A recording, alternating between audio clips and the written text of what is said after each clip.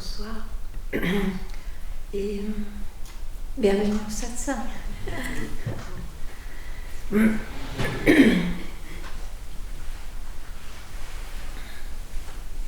Peut-être je peux toucher un mot sur cette phrase « faire ou ne pas faire ». Faire ou ne pas faire, oui. C'est une phrase qui provoque beaucoup de réactions. Quand on dit qu'il n'y a rien à faire, c'est qu'en réalité, ce que je suis vraiment est déjà là. Il n'y a rien à faire. Si je fais, je travaille dans la création. Or, justement, le sujet de la recherche n'est pas la création. Et y a-t-il un substratum? Y a-t-il un fondement? Y a-t-il quelque chose? Alors, attendez, ça fait chaud tout à l'heure. Maintenant, si on n'arrive pas, pour je ne sais quel concept que l'on garde, que si on n'arrive pas à simplement être ou croire que réaliser plutôt que sans être, il n'y aurait rien, il n'y aurait pas de création. Il n'y a pas à ne pas faire. Ne pas faire ici veut dire ne pas faire, mais on fait en défaisant. On défait. On défait toutes les croyances. On défait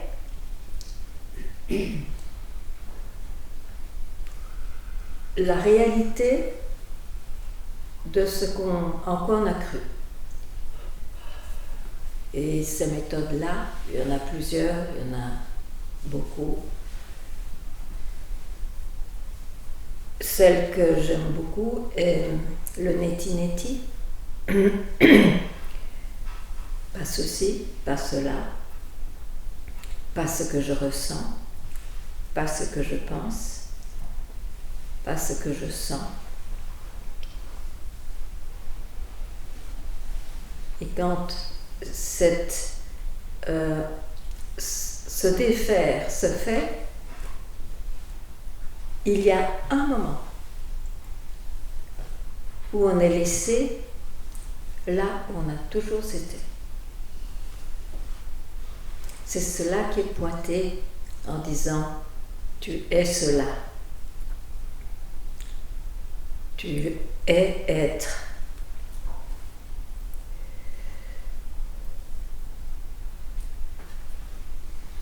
Donc il faut quand même comprendre les phrases, les indications qui sont données. Ou bien on est frappé tout de suite, ou bien il faut voir qu'est-ce qu'elles veulent dire pour pouvoir suivre leurs indications. Bon, ça c'était quelque chose que j'avais envie de dire parce que c'est tout de même très répandu d'avoir ce problème avec cette phrase.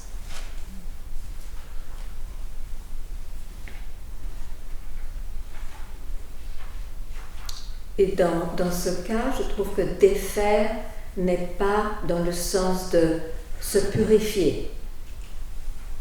C'est dans le sens de se dépouiller peut-être.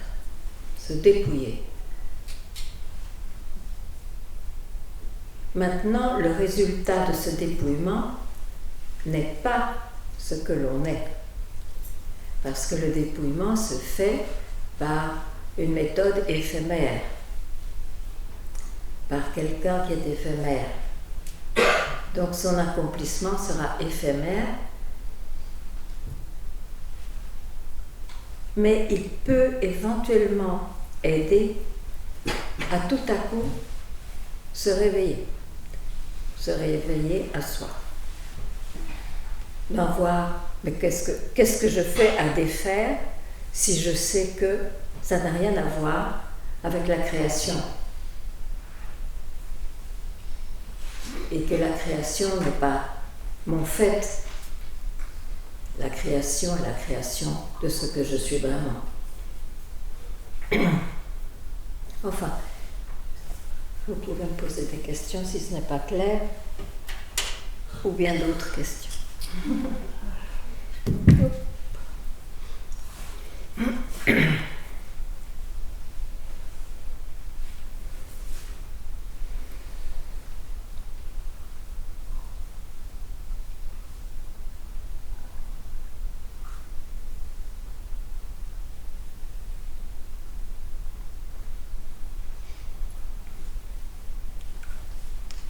De toute façon,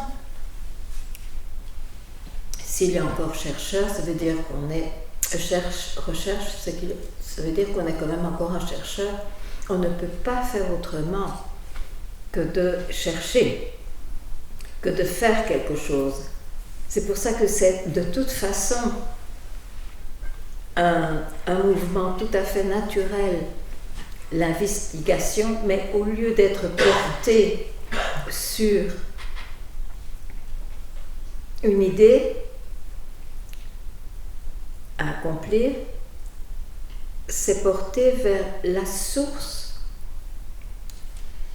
de celui qui fait ou défait, la source de Dieu.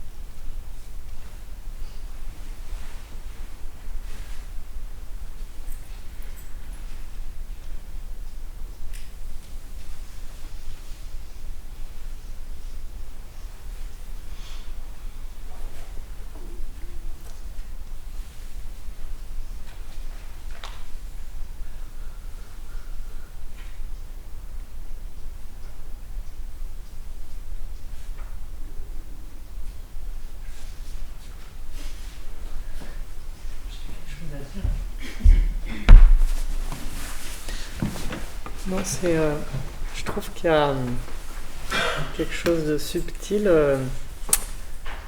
qui peut perturber le mental, c'est que le glimpse, il dure qu'un instant. Et c'est quand on réalise qu'on est dans l'être. Donc, ce qui peut paraître étrange, c'est que ça se fait de façon discontinue, puisque c'est un instant, puis ensuite plus, un instant, plus. Donc ça pourrait paraître pour quelque chose de pas permanent, alors qu'on dit que c'est ce qui est permanent. Donc c'est aussi ce qui peut troubler. Oui, mais qui dit ça? Qui dit que c'est un glimpse? Ouais, c'est quelqu'un, oui. Ah, et le quelqu'un est dans le temps. Donc si le quelqu'un est dans le temps, qu'est-ce qu'il peut voir? Que des choses duelles.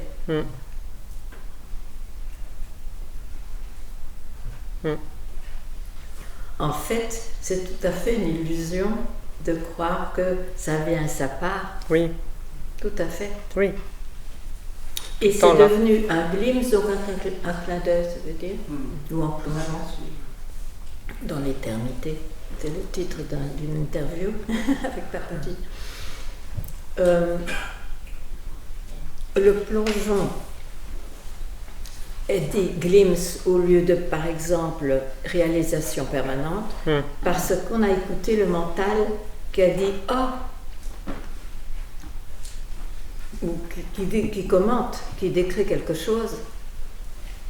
Et la description est plus importante que ce qui l'a fait naître.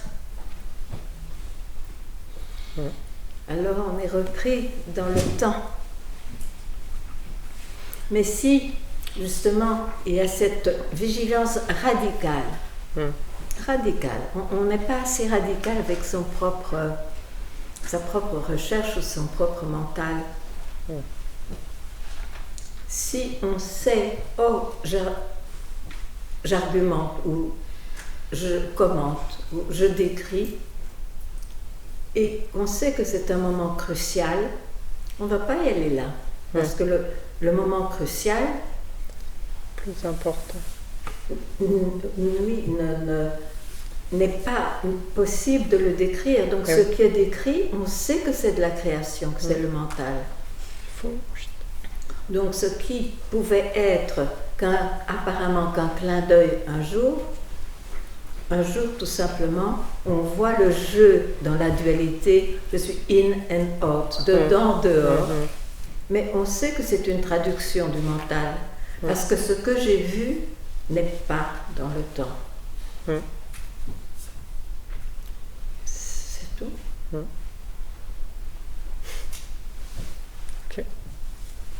Merci. Et maintenant que tu le sais, que tu l'as entendu. Oui. Je me dis pas que ça va. J'écoute pas le mental, quoi.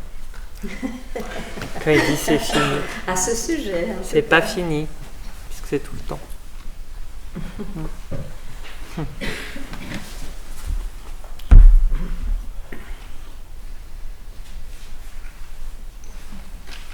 Quand le mot permanence est prononcé, on ne parle pas de permanence dans le temps.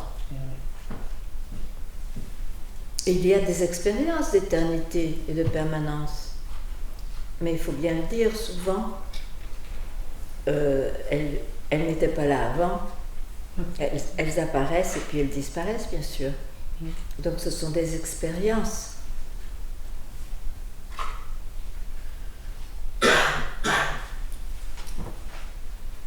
C'est pour ça que parfois je décris la création comme une rivière. Il n'y a pas de rivière sans lit de rivière.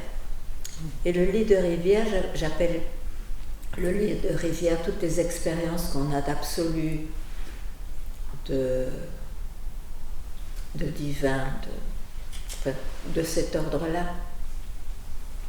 Et il n'y a pas de lit s'il n'y a pas de rivière. Donc c'est intimement lié.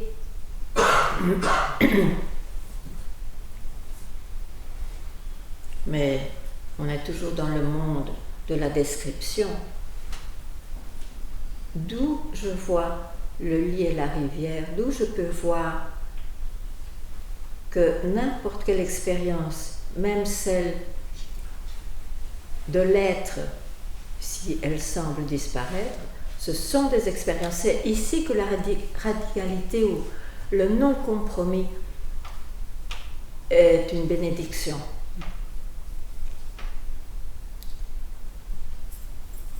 Se compromettre avec une pensée, on est reparti dans le cercle vicieux.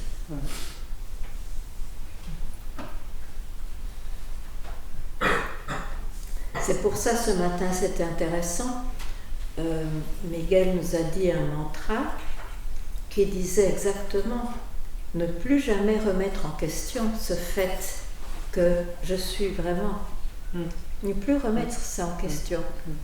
Et tout ce qui semblera, toutes les expériences et les compréhensions, c'est le mental. Il n'y a pas à les rejeter, mais il y a à savoir qu'elles vont changer. Donc, ce n'est pas cela en fait. C'est cela, parce que ça vient de cela, mais c'est cela en forme limitée.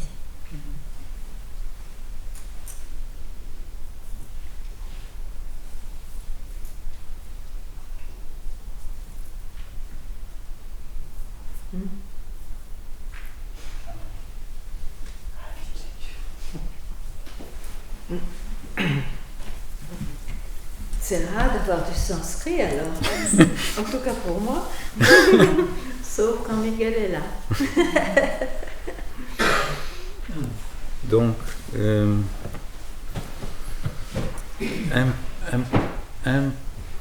de Bhagavad Gita. Okay. Deux shlokas pour le début. Oui. Après, maintenant, je me suis souvenu d'un autre. Donc, je vais dire un premier. Om Shri Paramatmane Namaha Tam Vidyat Dukkha Samyoga Viyoga Yoga Sanjnitam Sanishchayena Yoktavyaha Yogo Nirvina Chetasa Shanai Shanairoparamit Buddhya Dritigrahitaya Atma Samstam Manah Karatva Nakinchidapi Chintayet. Donc, au sixième chapitre, il dit qu'est-ce que c'est le yoga. Le yoga doit être connu, tam vidyat, être connu comme ceci, cela. Dukkha samyoga viyoga. L'être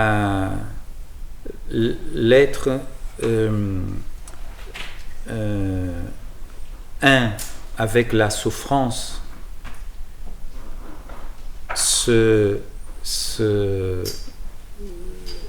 lâcher ça. Lâcher. Être avec la souffrance. Oui, lâcher la. Oui. Avec la souffrance. Okay. C'est pas de prendre quelque chose. C'est de lâcher cette connexion avec la souffrance. Okay. Et ça, on doit ceux qui veulent vraiment ça, ils doivent se dédier à ça, profondément, avec une passion. Après, il dit Shanai Shanai Uparamit. Shanai Shanai dit, ça veut dire littéralement doucement, doucement, mais on peut l'interpréter punyena, punyena, de nouveau et de nouveau. Oui. Again and again, encore et encore. Encore, oui, c'est ça, merci. Donc, pardon mon français. Encore et encore. Qu'est-ce qu'on fait au paramètre? On prend pas. On lâche prise. Oui. Et on le fait avec une détermination. Pas casuellement. Avec toute force. Après, qu'est-ce qui arrive? Atma samstam manah kritva. On est en soi-même. Et après, keep quiet. Nakinchit api chintayet. C'est assez connu, intime. Pense pas à quelque chose d'autre. Tais-toi dans ta... Dans ton coco. Merci. Donc, on dit toujours la même chose.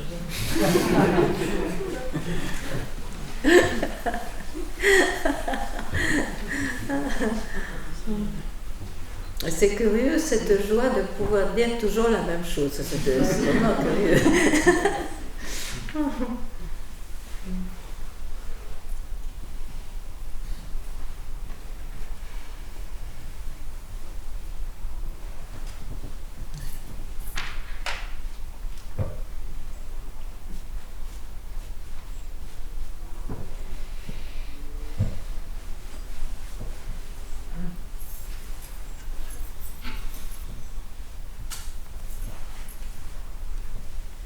N'hésitez pas Poser des questions, c'est le dernier satsang.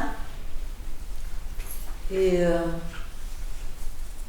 même si vous savez que c'est une question et vous me connaissez à ce propos, j'encourage à les poser parce que souvent elles reviennent. Elles reviennent.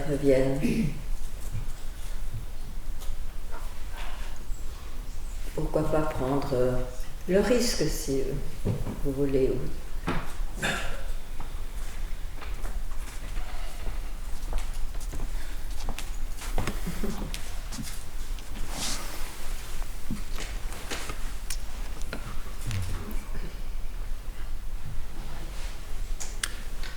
Si on fait une vision de haut comme ça, sur une population, on pourrait dire, comme sur un champ de fleurs, il y a plein de fleurs, de formes et de couleurs différentes, il y a plein de profils psychologiques différents.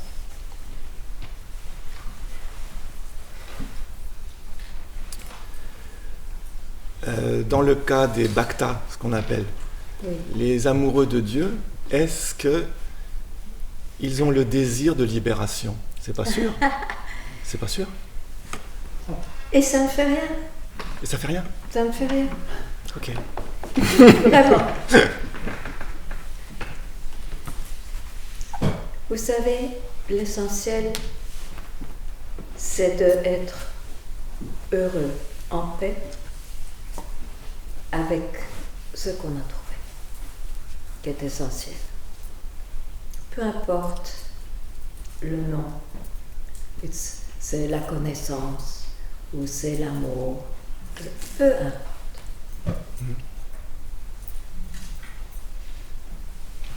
D'ailleurs, je dois vous dire que vos mantras sont très beaux. Merci. Merci.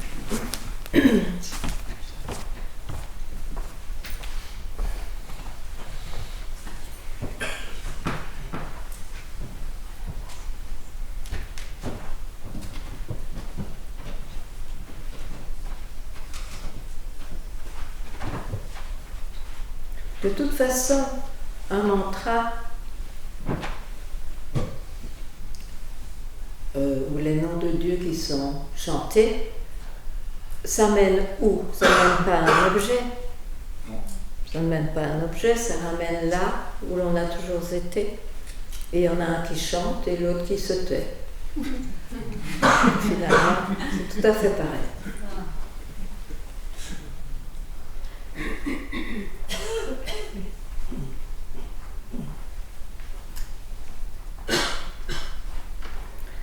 C'est comme toutes ces phrases de l'investigation.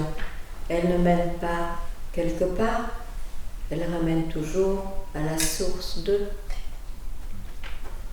C'est pareil. Et selon le tempérament, ça parlera plus un certain langage qu'un autre, c'est tout.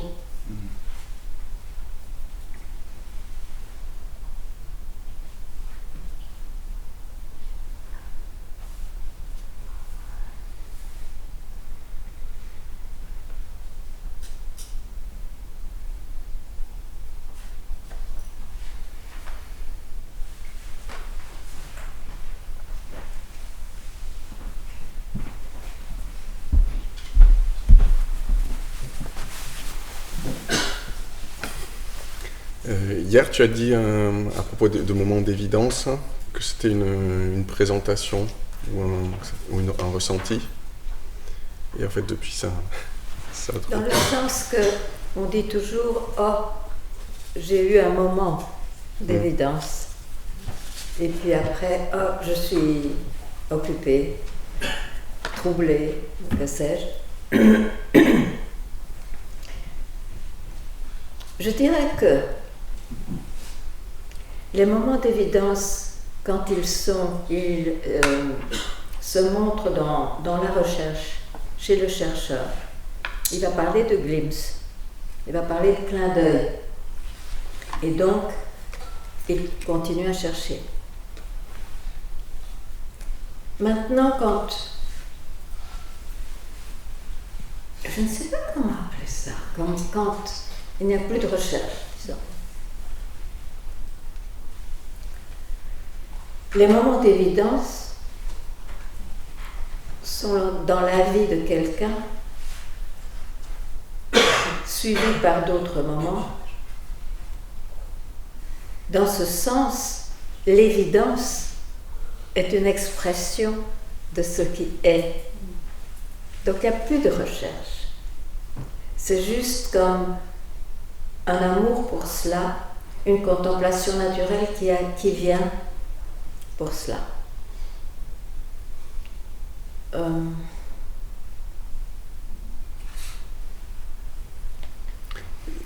Et est-ce que il y a différents moments, il y a les moments d'évidence, les moments où je suis identifié au moi, les moments Oui. où je travaille, je suis dans des expériences de flux.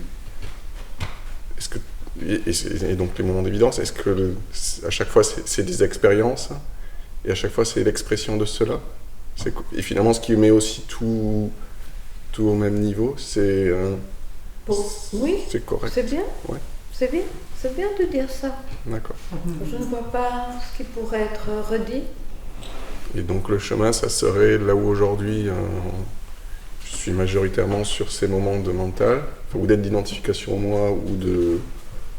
Et pourquoi est-ce que tu dois te définir? Alors là, je pose comment la question. C'est en fait, c'est avoir l'équilibre qui... Il n'y a pas d'équilibre. Il n'y a pas d'équilibre. Alors comment dire? Centre de gravité, non? Ça marche pas. Ok, c'est voir tout ça en fait. En un instant, tu vois tout ça. On dit que c'est l'instant de libération, d'illumination. Il n'y a pas besoin d'avoir un deuxième instant. C'est tellement clair. C'est tellement clair que je ne suis pas des moments. Les moments sont provoqués par la création de cela même, de l'être. Maintenant, si tu te poses question, si tu as un besoin d'explication, c'est que tout de même, tu ne parles pas d'où tu es. Hein?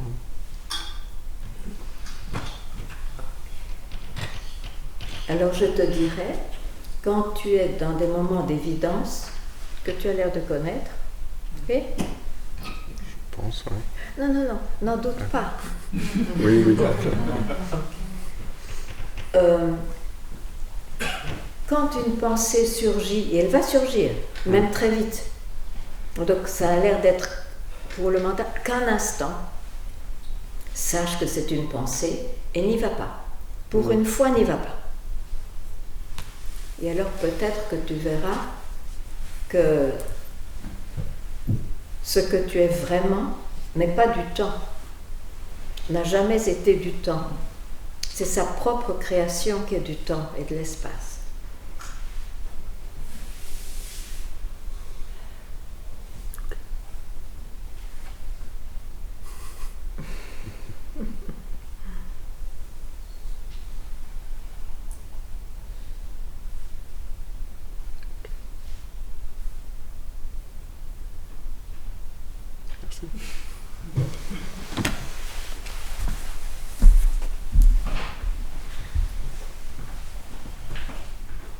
C'est pour ça, je crois qu'il peut y avoir, dans une recherche, je crois que tout le monde peut se reconnaître, plusieurs instants de clin d'œil, de glimpse, plusieurs fois.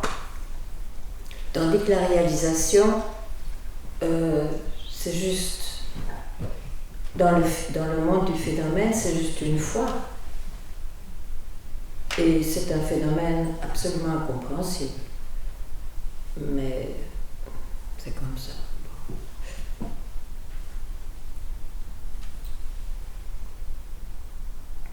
Ce que vous allez voir dans cet instant de réalisation, chaque fois qu'il y a un moment d'évidence,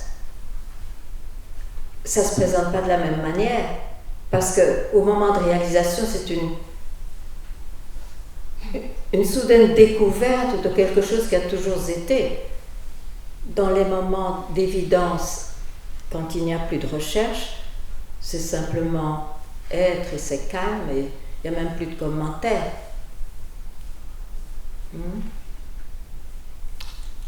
Voilà, c'est ce que je vois.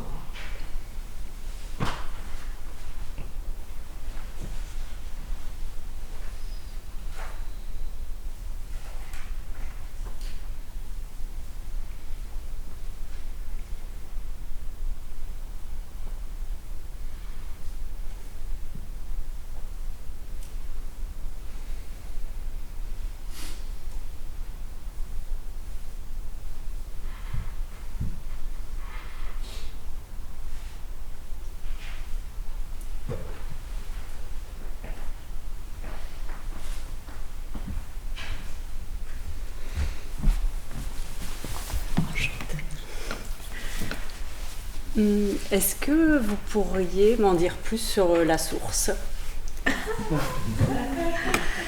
Bon, alors je serai juste à la pointe de la création à la source pour en dire quelque chose. Tout d'abord, je crois qu'il n'y a plus de source quand on est dans la source. Parce que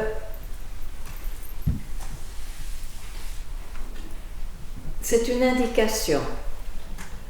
Et si on commence à dire que là où je suis depuis toujours est la source, ce qui ne sera pas la source, alors on le met où? Il y a de nouveau deux choses. Il y a la source et puis la rivière, et puis la source est plus vraie que ce que la rivière est. C'est ce qu'on croit quand on est un chercheur. En fait, après, il n'y a plus de différence. La seule différence dans le langage parlé qui se fait naturellement sera duel, bien sûr, mais il n'y a pas de différence, c'est pour ça qu'il n'y a pas de recherche. Alors, le retour à la source, c'est parce qu'on croit qu'on est dans une rivière vraiment tumultueuse en général. C'est pour ça que tout à coup il y a cette recherche. Parce qu'on sait qu'à la source, c'est le calme, c'est la joie ou c'est l'amour. C'est l'être. Oui, c'est pour ça qu'on recherche la source, non? Oui, en fait, c'est ce que j'avais l'impression de confondre la source et l'être, mais c'est la même chose. Hein. Ou... C'est la même chose si tu enlèves le mot source. C'est l'être sans la source. Ou c'est la source sans l'être. L'être fait jaillir la source, produit la source, et tout le reste, ce sont des expériences.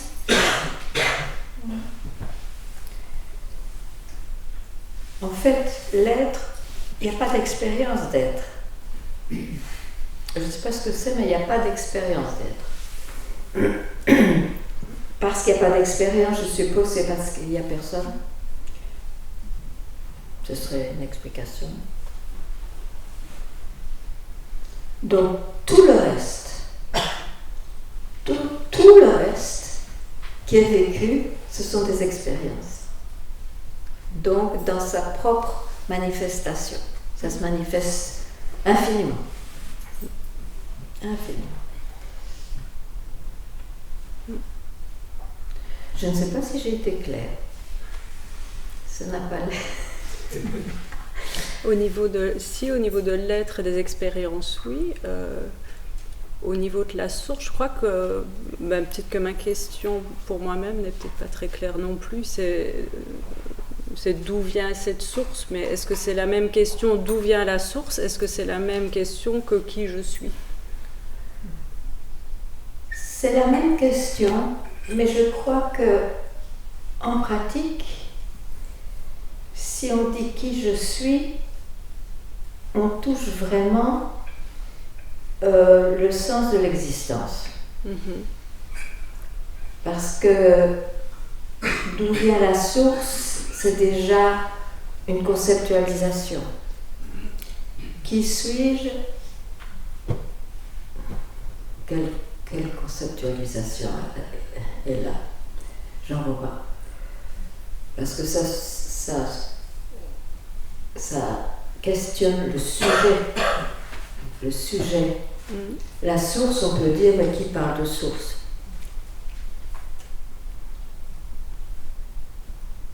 Donc c'est déjà une forme d'intellectualisation. Oui. Oui, donc c'est plus proche.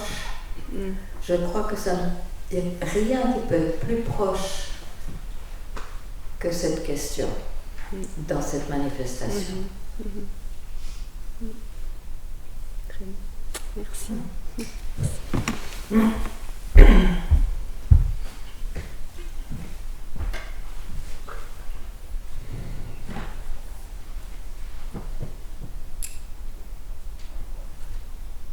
En plus, comme dirait notre ami, là où la question qui suis-je disparaît, est la réponse.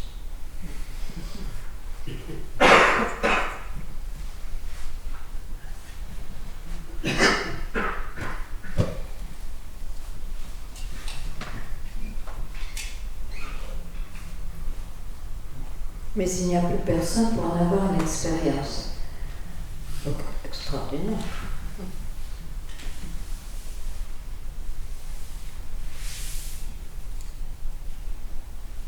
Donc, ce qui est n'appartient à personne.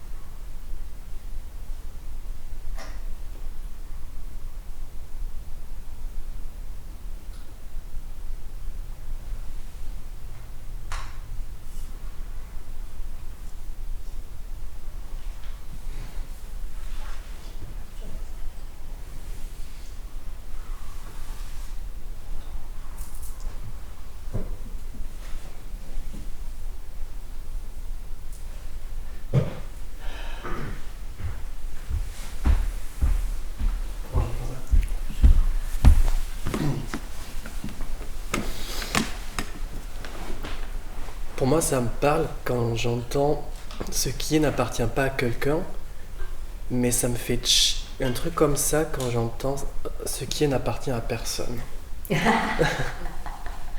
C'est peut-être trop de dire ça. Ouais. Ah ben voilà. Ok, merci.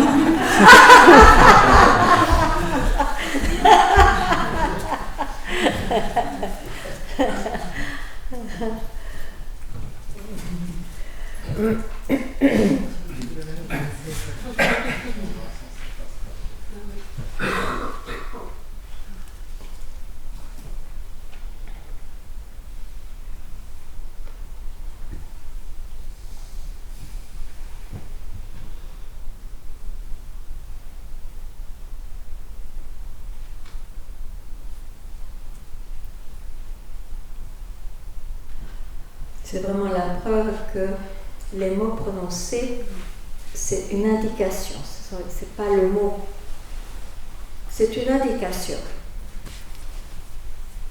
quand c'est nécessaire. Sinon, on n'écoute pas.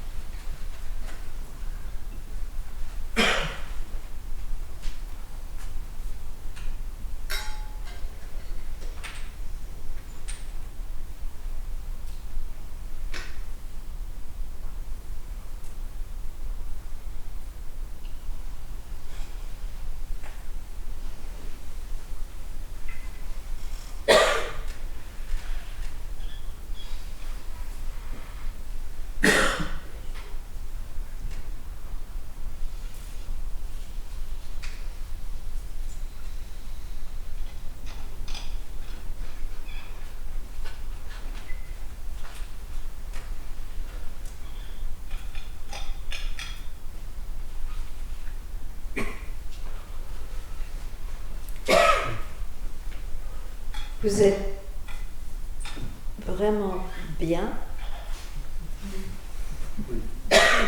Je m'en réjouis. Mais n'en faites pas un moment. Et si ça apparaît comme un moment, c'est une pure illusion créée par le mental.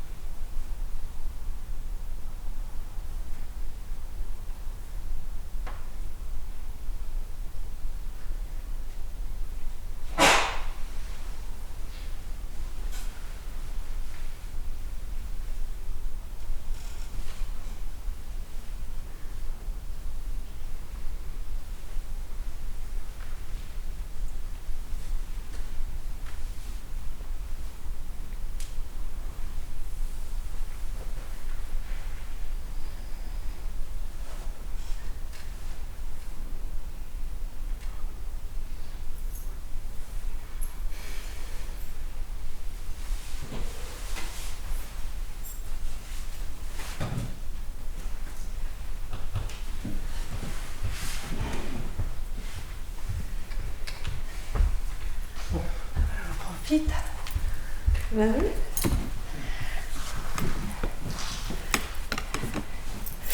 Alors d'abord, je voudrais te remercier parce que la question de qui suis-je, je me la pose depuis tellement longtemps.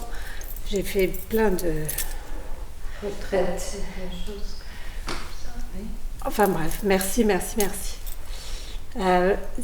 Là, je suis avec mon mental et je voudrais en profiter du coup pour que tu parles de deux choses, deux mots que j'ai pas entendus dans les 3 jours. C'est conscience et puis co-créatif. Est-ce qu'on est co-créatif ? Est-ce qu'on peut... Enfin voilà. Co-créatif. Ouais. Est-ce qu'on peut aider le soi ? Ouais. Et ça, je dis tout de suite. C'est pas forcément aider, mais est-ce qu'il y a une influence ? Enfin, c'est quoi ta vision là-dessus ? J'ai dit que c'était mental. Hein. Non, mais je ne vais pas. Je vais essayer d'y répondre. Donc, la première question, c'était. La conscience. La conscience, oui. Mais la conscience, je crois que je suis tout le temps en train d'en parler. La seule chose, c'est que je la nomme pas. Je dis être. Bon, je nomme. Ok. Au lieu de conscience, moi je dis être parce que j'ai trouvé que le mot conscience est tellement galvaudé, est tellement banalisé que j'en ai marre. Bon, la conscience me le pardonnera. Donc je dis être, mais ça va être galvaudé aussi à un moment donné. Donc, mais j'en parle tout le temps. Je serais volontaire, mais j'en parle trop. Donc c'est pour ça. Mais je n'ai pas de rejet du tout. Bien sûr, la conscience. Si ça veut dire ce qui est vraiment. Il n'y a aucun problème avec ce mot. Hein? Bon. Il y a un problème. Je trouve que, en général, le mot est attaché à beaucoup de choses. Et c'est pour ça que, en effet, comme je l'ai dit, je ne l'emploie pas. Parce que je ne trouve pas qu'il est prononcé à juste titre, en général, quand il est prononcé. Alors, ma vision de quoi? Ah oui, de comment ça s'exprime peut-être dans la manifestation, dans sa propre création. Voilà. Mais ça manifeste comme ça, tout le temps. Ce qui est manifesté, c'est cela qui se manifeste. Hein. Que ce soit, c'est dans la dualité, d'accord. Si l'on voit cela avec le mental, et ce n'est pas dans la dualité si on ne se pose pas de questions. Alors ma vision, c'est celle-là. Donc c'est pour ça que c'est peut-être très personnel et c'est peut-être pas si important, mais je ne crois pas au... Je vais d'abord dire en anglais, puis je traduirai parce que je ne connais pas encore, j'ai jamais traduit ça. Au lift up consciousness in the world. Il y a des... Pardon? L'élévation de la conscience. Oui, l'élévation de la conscience de le monde, parce que moi je ne vois pas de différence avec le monde et la conscience, je vois juste que c'est de la conscience limitée, bien sûr, dans son aspect, mais je ne peux pas comprendre cette mission, cette idée, je ne la comprends pas. Donc, je la laisse pour ceux qui la comprennent et qui veulent, qui l'aiment. Moi, je la comprends pas. D'accord. Franchement. D'accord. Okay. Je pense que c'est... Pardon? Je pense que c'est ceux qui disent ça, c'est qu'ils veulent dire dans le mental, il y a des degrés et le mental, il croit qu'il peut... Oui, mais ça, je m'en fous des degrés. Moi, je ne parle pas. Ben oui, mais s'il y a des degrés, maintenant vous me mettez dessus. S'il y a des degrés dans le mental, est-ce que le degré le plus élevé est plus réel que le degré le moins élevé? C'est du mental. Mais oui, mais ceux qui parlent... Pardon? Je voulais juste te dire de ce que je comprends. Oui, oui. Comme ça, c'est qu'ils pensent ça. Ok, c'est vrai. Ça veut dire Je me calme.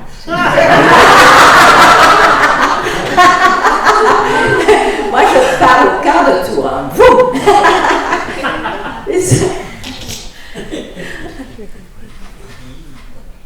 C'est plus clair. Tu peux dire encore quelque chose si tu veux.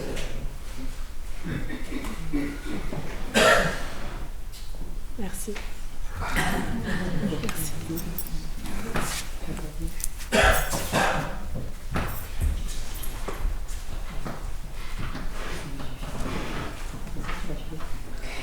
Encore une fois, il n'y a pas de mal, et heureusement qu'il y a des gens qui veulent, pourquoi pas, améliorer, alléger, conscientiser, etc. Mais c'est un autre travail, c'est une autre recherche. Il ne faut pas oublier que le satsang, même le mot le dit, c'est la compagnie de ce qui est. Donc pourquoi est-ce que j'irais m'occuper des niveaux de conscience dans la création? C'est pas mon job.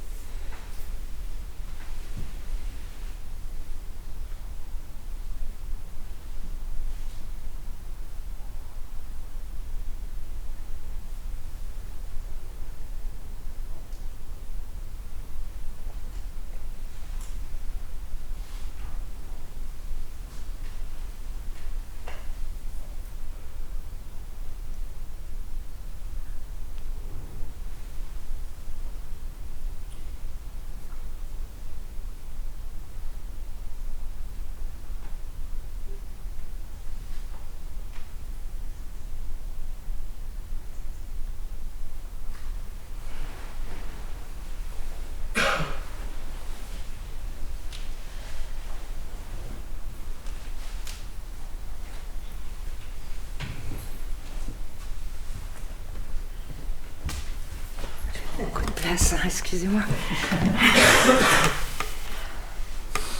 Je me demandais si dans la tradition de Babaji, ce qu'on pense quand on meurt, est-ce que si on dit qu'on est libéré, qu'on ne va pas revenir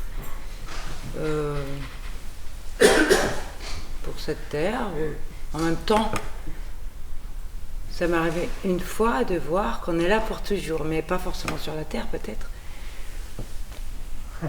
Voilà. Donc,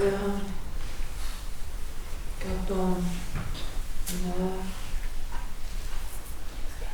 si on disparaît, si c'est pour toujours. Non. Je pense que... Ah, j'imagine. Oui, dis-moi. Quand je vais mourir, par exemple, ça va être comme hier, je m'endors et ce matin, je me réveille avec à peu près le même mental. Enfin, et quand je vais mourir, ça va être un peu pareil que ma conscience, tiens, parce qu'on en parle. Avec tout ce qu'il y a dedans, elle va prendre un corps subtil. Comme un corps de rêve, par exemple, quand on rêve. Et que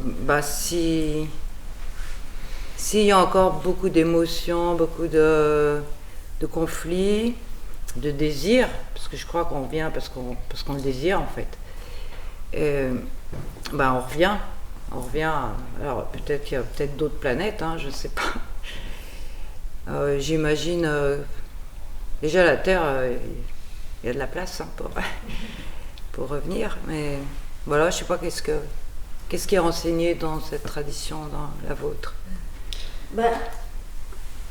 On ne se pose pas tellement la question de si je meurs, on se pose la question est-ce que je suis née? Parce que si je vois qu'en réalité je ne suis pas née, la question de la mort tombe. On parle de la question de la mort parce qu'on croit qu'on est né. Et si on a vu que quand on dit je suis né, on parle vraiment de ce qui apparaît, d'objets, je ne suis pas ce que je peux décrire.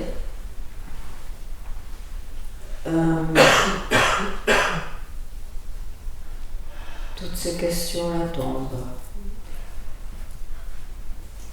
Mais pour ceux qui ne sont pas libérés, alors, il leur arrive quoi? Parce que ceux qui n'ont pas vu.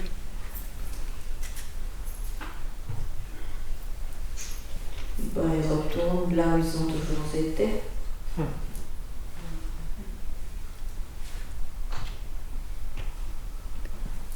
Et c'est une petite pensée qui flotte là, qui a échappé la mort.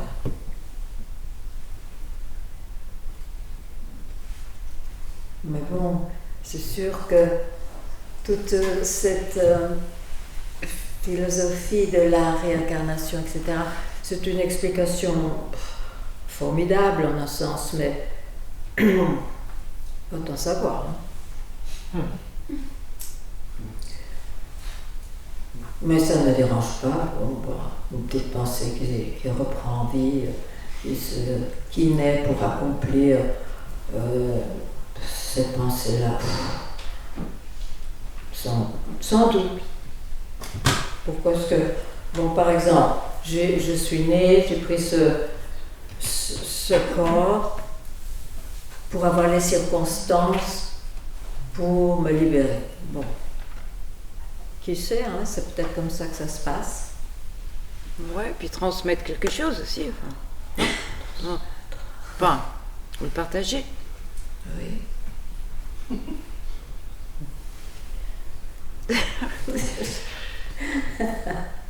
Dans le bouddhisme, il y a la notion de bodhisattva, c'est-à-dire que...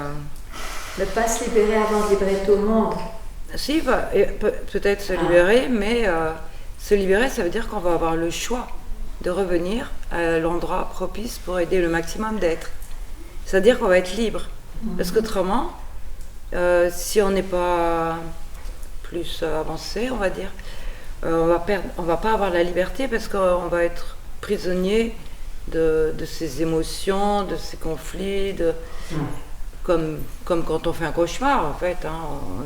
On est encore soumis aux émotions qu'on a vécues. Bon, le bodhisattva, en fait, c'est qui? C'est quelqu'un de libéré qui revient pour libérer tout le monde. Oui, c'est ça. S'il avait ce désir-là, ça peut se passer, pourquoi pas. Ouais. Mais je veux dire...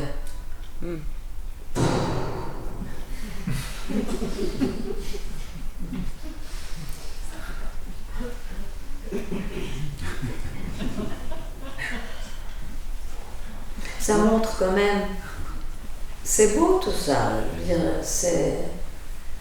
et puis ça peut inspirer à des choses plus élevées que ce que la vie quotidienne offre et tout ça, mais c'est pas essentiel, n'est-ce pas? Les idées peuvent changer, ça n'aide pas à se libérer. Cette idée de bodhisattva n'aide absolument pas à se libérer. Parce que c'est pas le bodhisattva qui va poser la question qui suis-je quand même pour l'autre. C'est impossible. Donc ce qu'il peut faire éventuellement, c'est dire, investiguer, aller à la source. Bon, s'il a appelé un bodhisattva, moi je veux bien.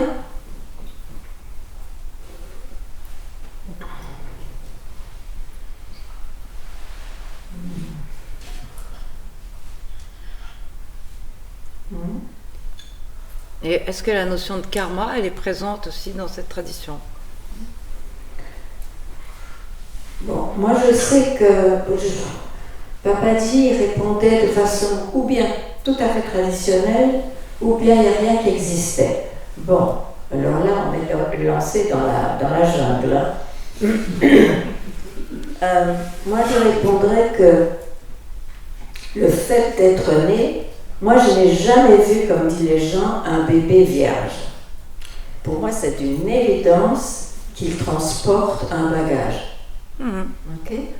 Donc je dirais, ok, il y a une vie qui va se développer avec le bagage porté dans ce corps et cet esprit, cette âme même, pourquoi pas le dire, et c'est en ce sens qu'il n'y a pas beaucoup de pouvoir. C'est un peu comme un ventilateur.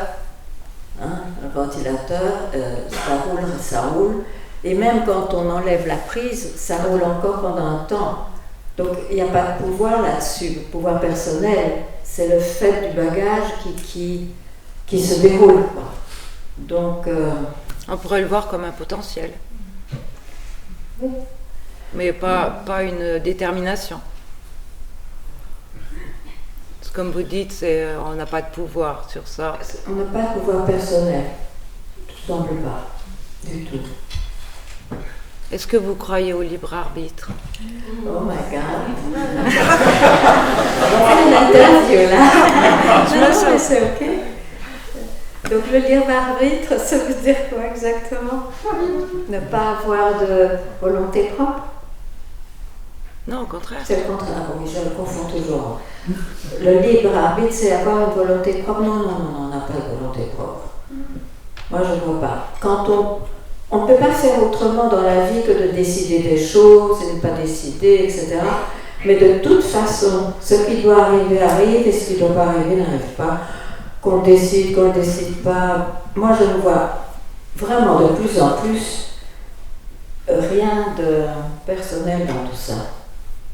Ne faites rien. Mais non, mais c'est ça le danger, il faut parler en paradoxe. Ouais. Il faut parler en paradoxe. C'est ça le danger, c'est comme, il y a le danger de dire, ne regardez pas le comportement d'un libéré, parce que comme il n'est pas nécessairement un saint, vous n'allez pas savoir qui est le libéré, donc les gens disent, oh, donc je peux faire n'importe quoi, c'est une excuse à ce qui se passe, etc. Ce sont des phrases qui, en fait, sont dites et le contraire doit être dit. C'est paradoxal. on ne peut pas résoudre ça si aisément avec le mental. C'est pas du ressort du mental tout ça. C'est pour ça que finalement on parle aussi d'un grand mystère. C'est un grand mystère. Maintenant, ça ne doit pas arrêter, c'est une réponse. Donc ça ne doit pas arrêter la recherche. Oh non, je m'arrête, c'est un grand mystère. Non. Mais on peut dire des philosophies, des choses comme ça, bien sûr. Mais moi je vois combien c'est relatif. Tout ce qui est imaginé, conçu, c'est tellement relatif. Donc, en tout cas, ça ne m'intéresse pas vraiment de concevoir.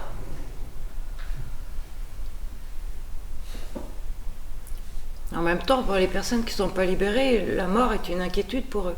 Mais c'est pour ça que je leur demande s'ils sont nés d'abord.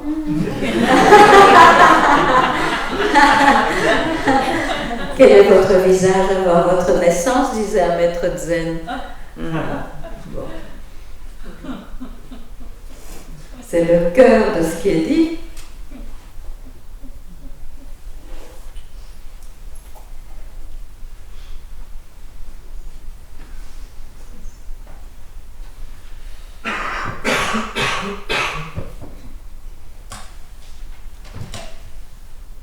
Mystère. Ouais.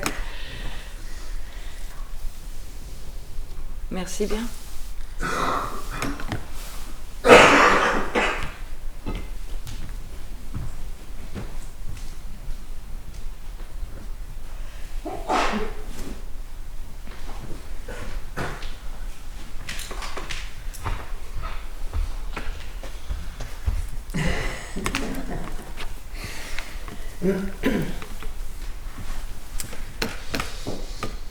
Il y a une confusion que je voudrais clarifier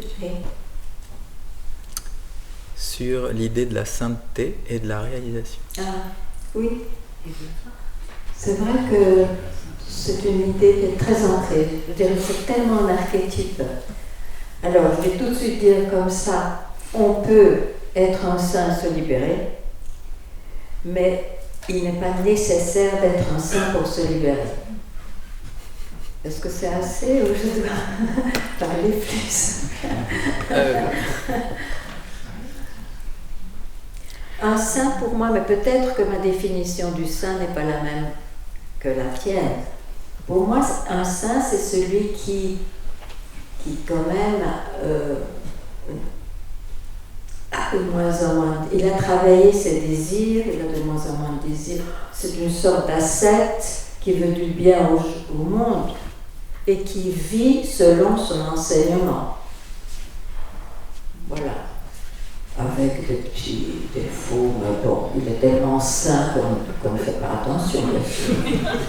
Mais il aime un peu plus le chocolat qu'il ne devrait, mais c'est pas grave, c'est pas grave. Alors, c'est ça, ça? Oui. Et bien sûr, il aime le divin. Et le divin, il n'est pas nécessairement un objet pour lui.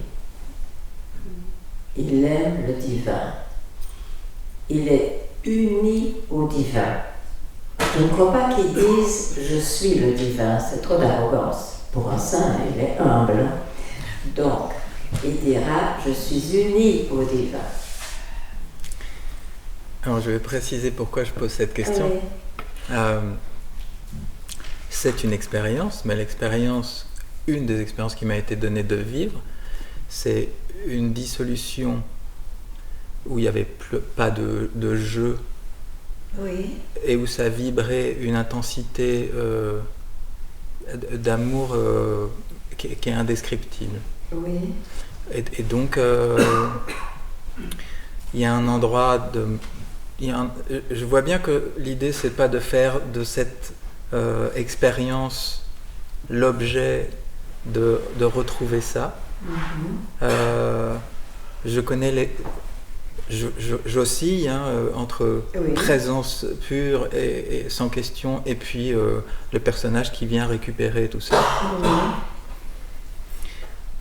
Et il y a un endroit de moi qui croit que c'est pas incompatible de vibrer l'amour et d'être réalisé. Non, mais je l'ai dit au début, on Oui, peut oui, être mais- enceinte et se libérer. Oui. Moi, je crois que quand, je ne sais pas, moi je ne suis pas une sainte, alors je parle de quelque chose que je ne connais pas. Mais d'après ce que tu dis, cette expérience d'amour inconditionnel, de vibration, il y a deux choses là. C'est sûr que comment a-t-elle pu apparaître? C'est parce qu'il y a eu un moment de lâcher prise totale. Puis apparaît cette expression. Maintenant, si tu crois, je crois que le saint, c'est celui qui croit que c'est ça qui est vrai. C'est l'expression, c'est cet amour inconditionnel, tu l'avais mieux décrit que moi, qui est vrai. Mais donc il se base sur une expérience. Oui. Et à partir de là, il va essayer, ou c'est naturel, il va vivre de cette manière, quand il peut en tout cas.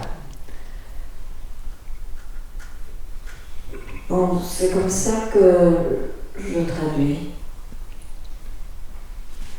Maintenant, par exemple, il y a un exemple qui est assez frappant, qu'on connaît. Par exemple, on ne l'a pas connu personnellement parce qu'il est déjà mort, mais Ramana Maharshi, par exemple, il a l'air d'être un saint.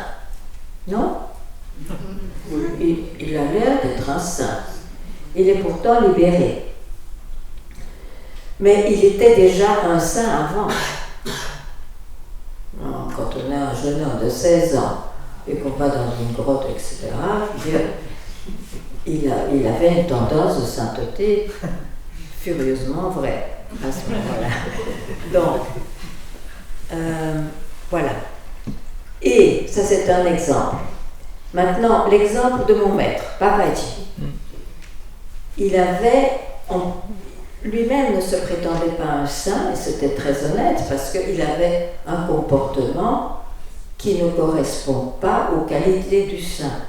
Pas toujours, mais je veux dire, soyons clairs. Tu peux donner un exemple?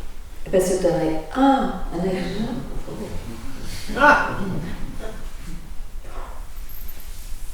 Mais un saint, par exemple, s'il se fâche, il va essayer de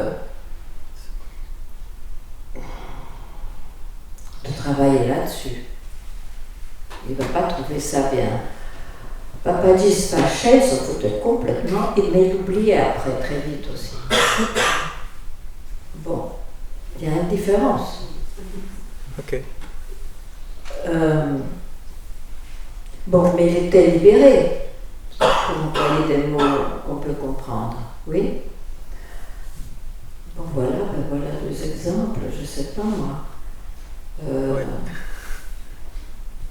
Il y a un saint, par exemple, puisque je vous ai parlé, il y a un saint qui a été très apprécié en France. C'était Chandraswami. Pour moi, je trouve qu'il est comme un saint. Parce qu'il enseigne ce qu'il vit lui-même et il est uni à Dieu. Plus que ça, je ne sais pas, je ne connais pas assez pour dire plus, mais c'est comme un saint. Donc on voit bien la différence quand même entre moi, par exemple, je suis là, vous me connaissez, j'ai pas l'air du tout d'être une sainte. Mais c'est parce que je ne peux pas, je ne sais pas, je ne suis pas née comme ça, mais j'ai quand même eu la chance, comme tout le monde a la chance de se libérer. Donc pour se libérer, il n'y a pas de condition. Ok. Est-ce qu'il y a quelque chose de... Oui, c'est en train de se clarifier, c'est-à-dire que on parlait tout à l'heure d'élévation de conscience ou de processus évolutif de l'humanité. il y a un endroit où pour moi c'est pas incompatible non plus les deux. Mais ce n'est pas incompatible, mais il n'y a pas obligation d'être un saint pour se libérer, et c'est ça qui est un peu révolutionnaire, parce que par le passé, par les religions, on a cru qu'il fallait être un saint d'abord.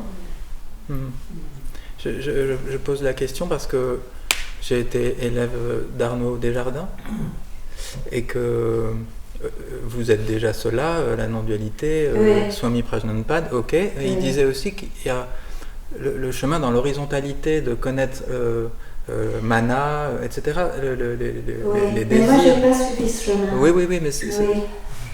Oui, ok. Donc, en fait, je cherche juste à... Il y a quelque chose qui cherche à concilier l'idée que c'est possible d'être amour inconditionnel, voilà, mais et réalisé. Je n'ai pas dit qu'un être libéré n'était pas amour inconditionnel, parce que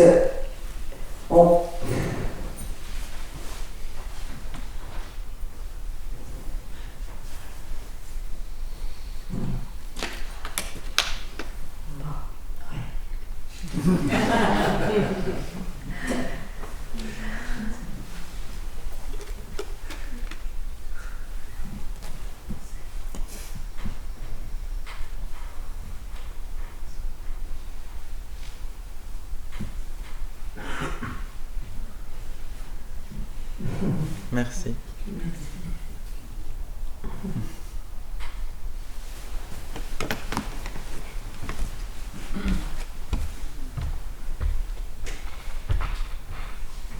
Juste dans le prolongement de sa question, jusque dans le prolongement de sa question, hein, donc, est-ce qu'un assassin pourrait être libéré? Je dirais oui. Et après se libérer, il ne sera plus un assassin. Vous savez, finalement, on a besoin de feu pour se libérer. Et le feu peut être dirigé dans tous les sens. Et parfois, il y a la grâce que ce feu ou cette intensité peut créer un tel lâcher-prise que tout est possible.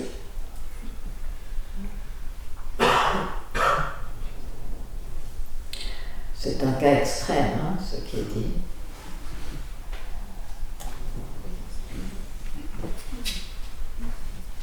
Mais je crois qu'il doit y avoir des histoires en Inde pour montrer qu'il n'y a pas de conditions réelles, si ce n'est ce feu pour se libérer. Il n'y a pas de conditions spéciales pour se libérer. Et je crois que justement en Inde, il montre plusieurs exemples. Il donne même l'exemple d'une putain, Pingalavat, faite comme Pingala. Parce qu'à un moment donné, elle a été mise dans une telle situation qu'elle avait ce feu qui lui a fait tout lâcher prise. Donc c'est ça qui importe, hein, essentiellement. C'est ça qui fait le travail en fait. C'est ça qui vous fait venir en satsang, c'est ça qui vous fait de manière involontaire chercher et trouver et puis rechercher. C'est ça. Ouais. J'ai juste une... Mais peut-être qu'il faut venir ici. Hein.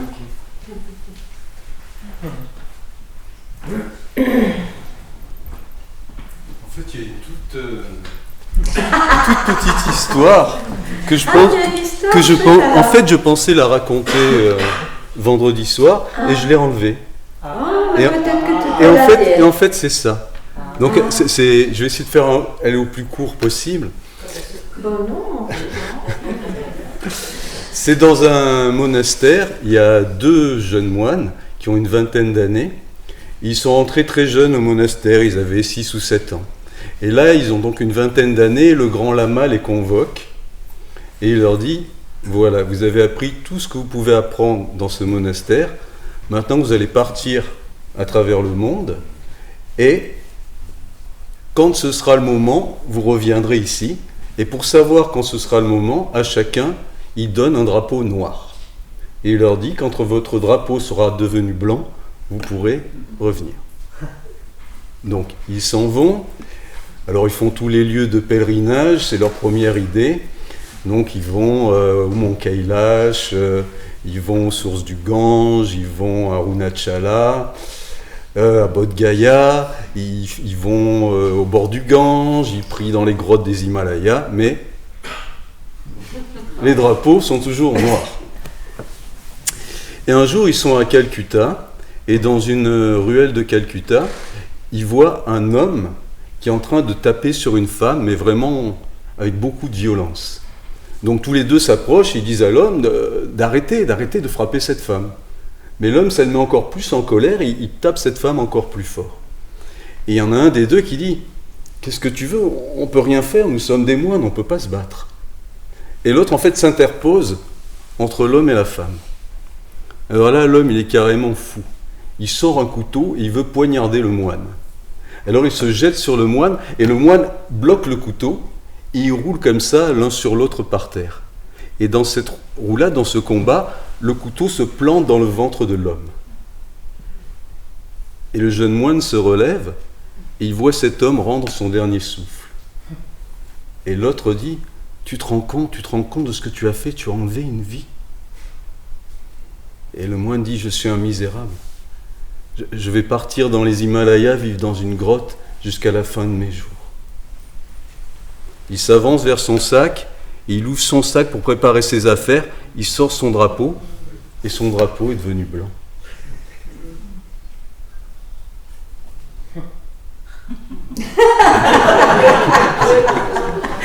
Ouais. C'est un swami indien qui m'a raconté ça, Swami Shankarananda Giri. Ouais. Un vrai corps. N'importe où, n'importe comment.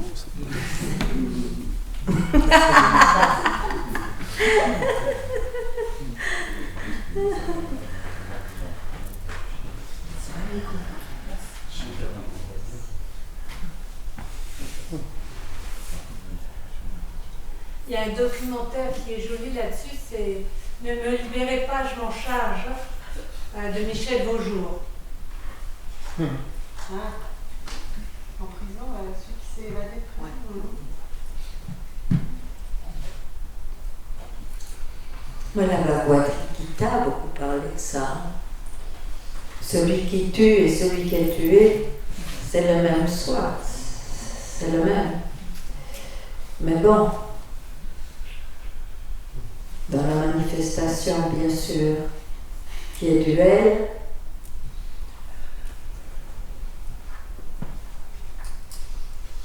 c'est pour ça qu'il est urgent de se libérer.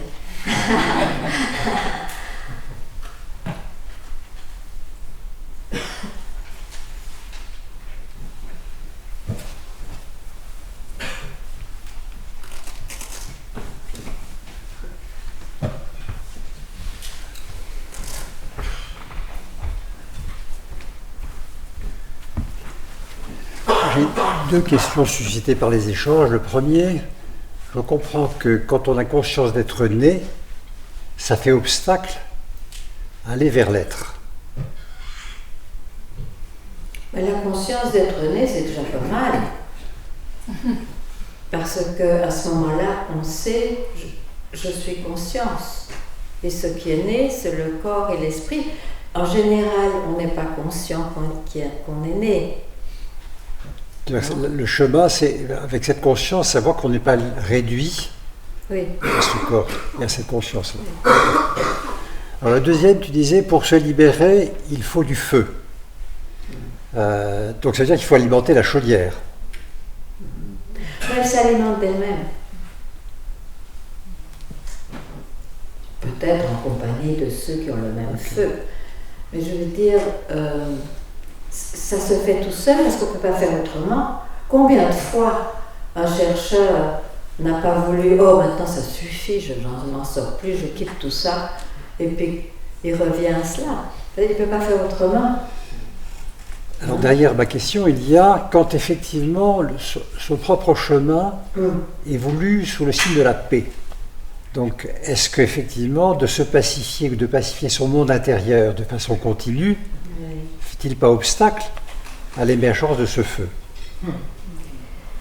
En effet. Parce que c'est travailler sur des éventuels accomplissements, mais qui, à la moindre occasion, peuvent disparaître. Parce que c'est toujours nourrir le personnage je. Donc, la question fondamentale n'est pas résolue. C'est comme mettre des filtres. Oui. Merci. Mais maintenant, vous le savez. Comme ça.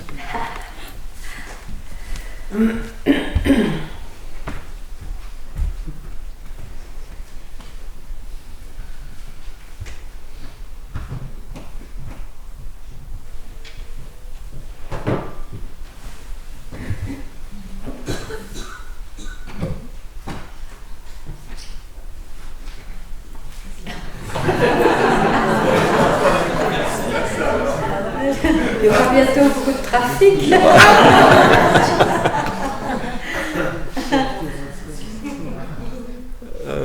Non, c'est juste sur ce que tu viens de dire sur le feu, parce que c'est quelque chose que je voulais t'en témoigner pour ma part. Bon, puisque pendant un certain temps, j'étais beaucoup moins vu. Oui. Et il y a une espèce de... je sais pas, c'est un peu l'expression au pain sec et à l'eau. Je ne connais pas l'expression. C'est l'expression un peu... on se calme. On se calme. Prends-en moins et on verra ce qui se passe. Et je dois dire que... Enfin... c'est une construction ça, mais parce que... ça a été très violent, ce feu qui met ces retours de flamme comme... mais alors par différentes manifestations, notamment des rêves. Alors les rêves sont souvent délirants, c'est des délires plus ou moins réels, irréels, ça reste des rêves.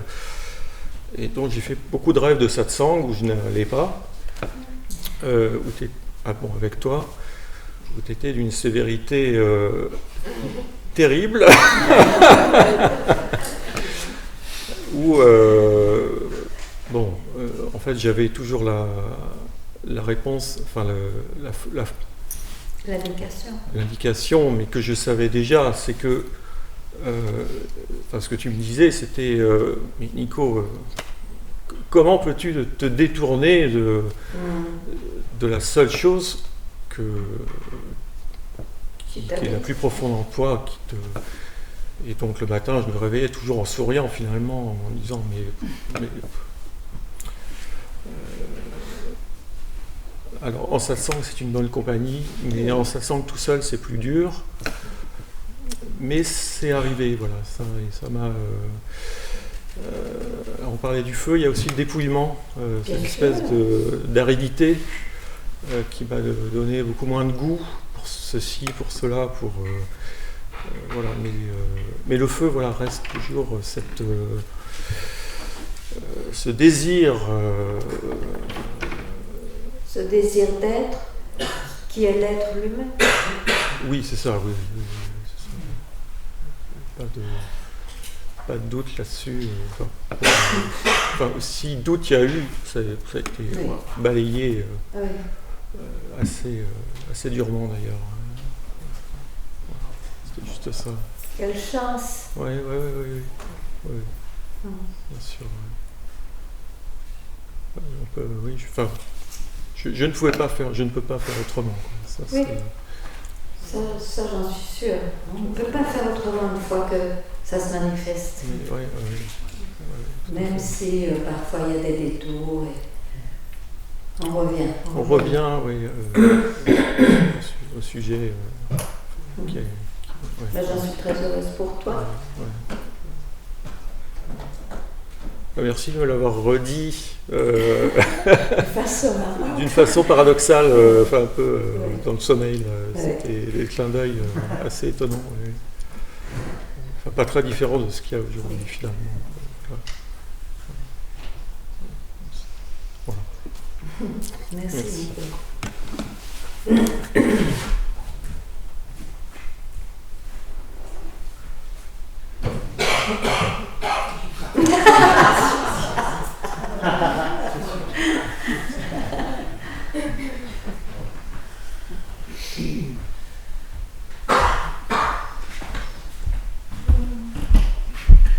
Alors, tout à l'heure, quand on a parlé de libre arbitre, ça fait gling, c'est quelque chose qui m'interpelle beaucoup en fait. Et tu l'as déjà dit au début de ce week-end. Finalement, il s'avérerait qu'on a assez peu de marge de manœuvre.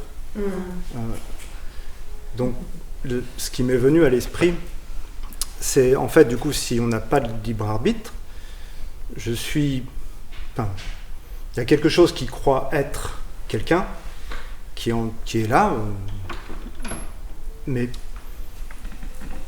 en fait, finalement, rien n'a été décidé, c'est comme si c'était un espèce de jeu, JEU, qui ne nous appartient absolument pas, mais en quoi que ce soit, dans en plus un monde qui est illusoire. Et c'est hyper troublant. Mais le jeu, pour celui qui est dans le jeu, le monde n'est pas illusoire, il joue dans le jeu. C'est comme les personnages du film. Dans le film, les personnages du film, pour eux, c'est réel. Alors, dans le film, les satsang lui disent ne confondez pas la réalité avec ce qui apparaît. Bon, ok. Mais je veux dire, le jeu, ça se passe dans le film. Donc, tu ne parles pas de ce qui est à ce moment-là.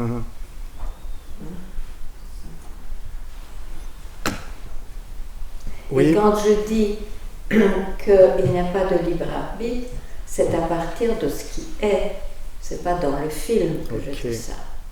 Parce que dans le film, celui qui joue, qui est acteur, qui est né, il va évidemment, il peut avoir plus ou moins une philosophie qui fait que il sait qu'il ne fait pas grand-chose, qu'il ne décide pas grand-chose, en fait, il va quand même encore décider des choses. Et si ça se fait, c'est que ça devait se faire, si ça ne se fait pas, ça ne devait pas se faire. Mais ça peut être une philosophie de vie aussi. Je veux dire, là où je dis où on n'a pas de libre arbitre, c'est quand c'est à partir de ce qui est. Ok. Parce qu'on retrouve aussi souvent l'idée de... On nous dit, il faut arrêter de croire que tu es l'acteur. Dans la vie, finalement, les choses se déroulent. Ça rejoint un peu ton discours. Les choses se déroulent comme elles doivent se dérouler. Mais ça en revient pour moi, en fait, à...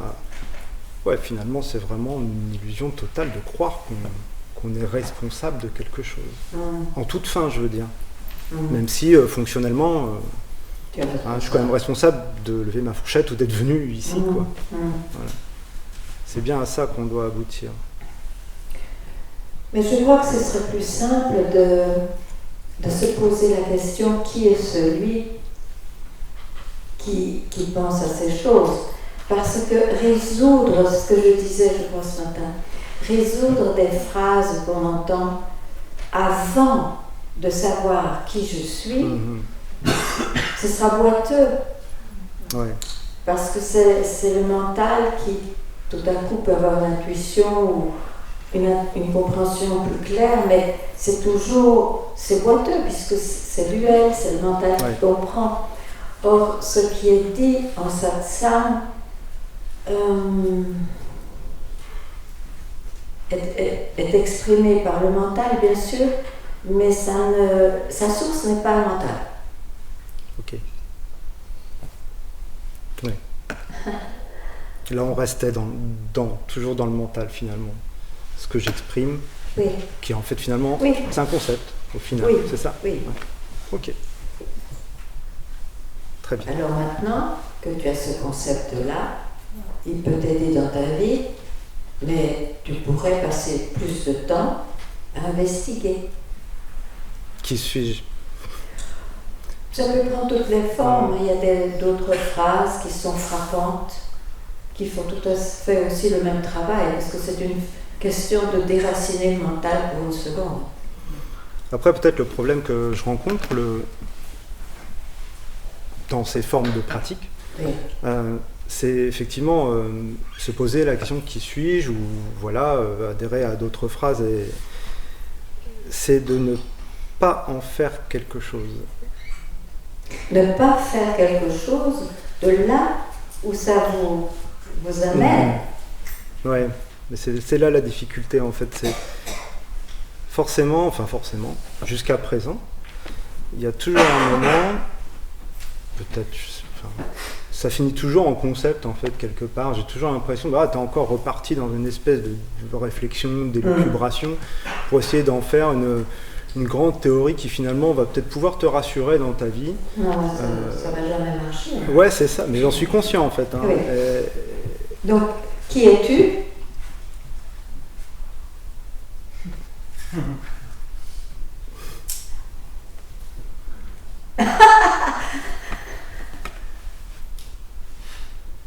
Laisse la place à ça de temps en temps, quand même.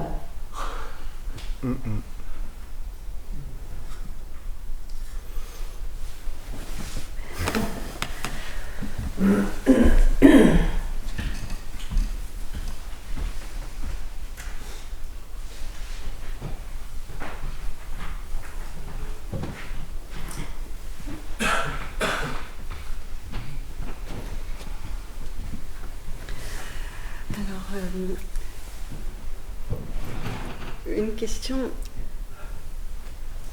Tu as dit, j'ai eu la chance de me libérer.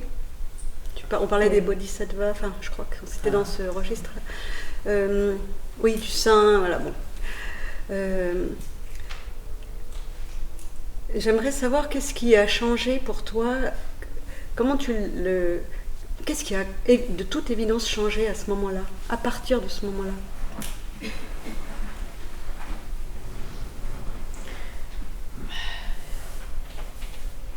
Tout d'abord, ça m'a prise de surprise. Je ne m'attendais pas, je ne m'attendais à plus rien.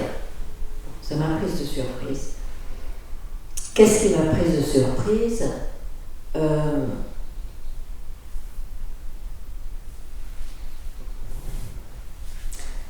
Quoi, je vais raconter ce dont je me souviens?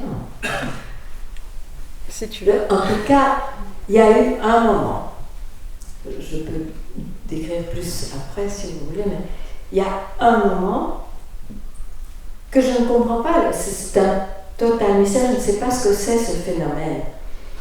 Un moment qui fait que, maintenant je l'ai dit en mots, comme je me le suis dit en mots à ce moment-là, mais ce que je suis, je le suis déjà depuis toujours. Et toutes ces années de recherche, c'était dans ma tête. Bon, alors, c'est frappant. C'est tellement frappant que ça balaye toutes les philosophies, les théories, les recherches, le chercheur. Donc ça balaye, quoi. Donc, il n'y avait plus rien après à faire. Donc c'est quand même énorme. Ça change tout le temps. Bien sûr, après quand il y a un certain calme qui se fait dans le monde physique, la vie continue. La vie continue. Mais je pourrais dire oui, ça n'a rien à voir avec ce qui est vraiment. Tout est chamboulé dans le sens qu'on ne peut pas imaginer ce que c'est. Bon, alors c'est très difficile évidemment de décrire. Je peux dire, oui, je me suis rendu compte qu'il n'y a pas de dualité, parce que tout vient de cela, tout ça. Mais je ne sais pas si ça aide. Mais en tout cas, c'est un chamboulement total. C'est pour ça que je dis, ça arrive une fois dans sa vie. La réalisation ne doit pas se passer plusieurs fois, ça ne va pas se passer plusieurs fois, ça arrive une fois, c'est un phénomène que je ne comprends absolument pas. Mais le résultat, disons, est que c'est vu. Il y a quelque chose qui est vu définitivement en dehors du temps, de l'espace, en dehors du temps, de la vie. Et puis après, bon, la vie est là. Et dans ce constat, il n'y a pas d'avant et après, parce que le phénomène de réalisation qui peut être ressenti très fort, même dans le corps et tout ça, c'est un phénomène. Donc c'est vu comme phénomène, c'est pas important, ça fait partie du film du chercheur qui tout à coup disparaît. Donc il peut y avoir des effets physiques. Qu'est-ce que je pourrais dire d'autre? Je ne sais pas.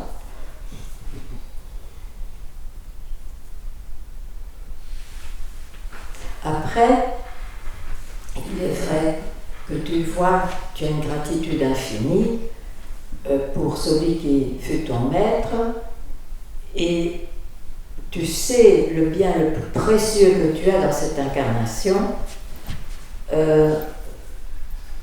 parce que c'est quand même énorme de se libérer de ce que le monde entier croit. C'est fou quand même. Donc une gratitude, et c'est tellement précieux que bien sûr il y aura des moments de totale contemplation naturelle. Et puis la vie continue, qui semble un arrêt à cette vie du continu. Donc la vie n'est pas un éternel continu depuis lors. Je peux peut-être décrire comme ça. Mais il n'y a rien qui fait chercher. Même s'il y a un phénomène très fort, il n'y a plus rien qui fait chercher.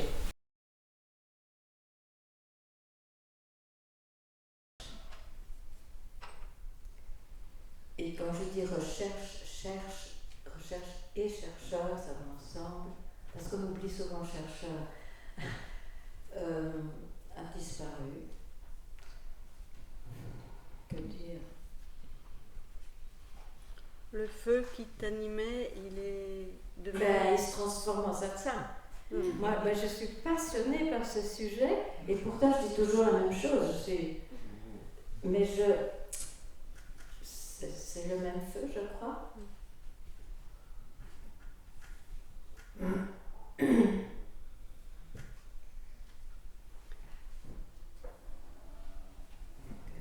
Et dans le registre de ce que tu as arrêté de faire, par exemple, avoir peur, est-ce que tu as arrêté un certain nombre de choses comme ça qui sont tombées? J'ai arrêté de chercher. Ouais.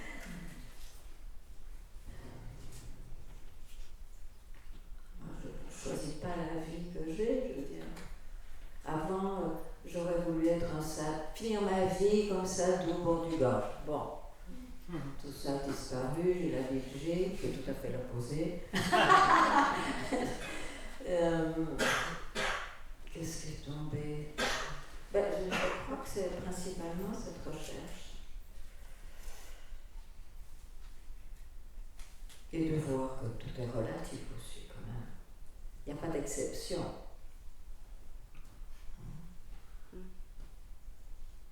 Enfin, je sais pas. Merci. Merci. Merci.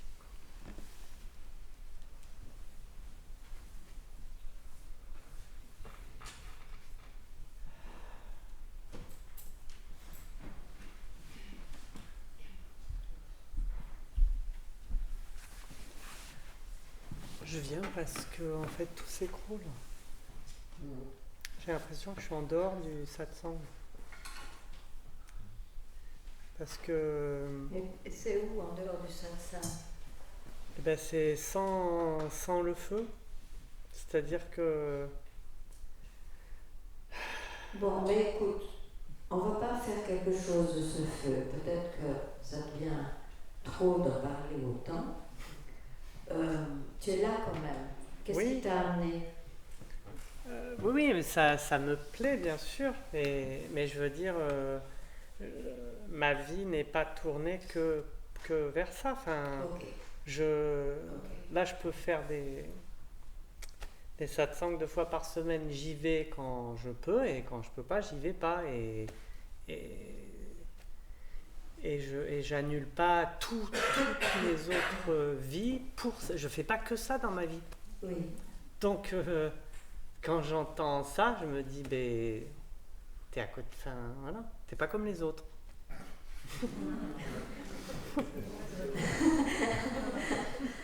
Pour moi, ce que je comprends, c'est quand on goûte. Mais tu aimes déjà le satsang.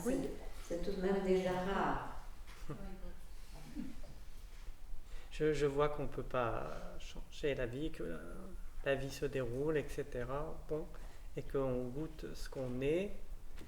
Et bon, effectivement, j'ai changé parce que j'étais très chercheur. En fait, ma quête, c'était de vivre cet instant que tu viens de décrire, où il y a un avant et après, où on est réalisé, etc. Maintenant, je cherche plus ça.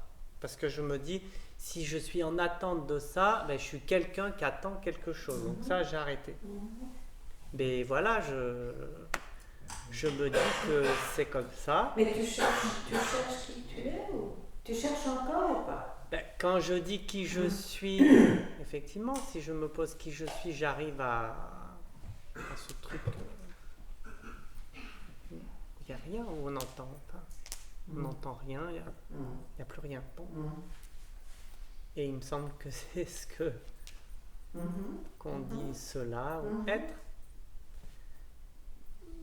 Et voilà. Et j'ai l'impression que c'est aussi simple que ça. Et pourquoi tu te poses un problème alors? Ben, parce que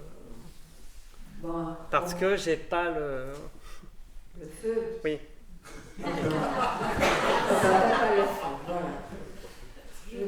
Et que j'ai pas la souffrance non plus. On a l'impression qu'il faut souffrir beaucoup pour. Non. Moi, ça me parlait bien ce qu'il disait Christophe, parce que moi, je suis heureux dans ma vie. Celui qui disait qu'il était heureux dans sa vie. Moi, je suis heureux dans ma vie, donc je me dis, mais tout est bien. Moi, qu'est-ce que tu veux que je te dise? Mais j'ai l'impression, oui, c'est le mental qui fait ça, j'ai l'impression. Très heureuse de t'entendre. C'est le mental qui fait ça. Et bon, ce feu, s'il devient un problème, il faut surtout le lâcher prise à ce moment-là. Parce que je m'en occupe plus. Ouais, tu t'en occupes. Voilà. Et je reviens à... Ok, je continue. Ça va, merci. Bon, Ramana, il a bien dit à Papaji, live your life now.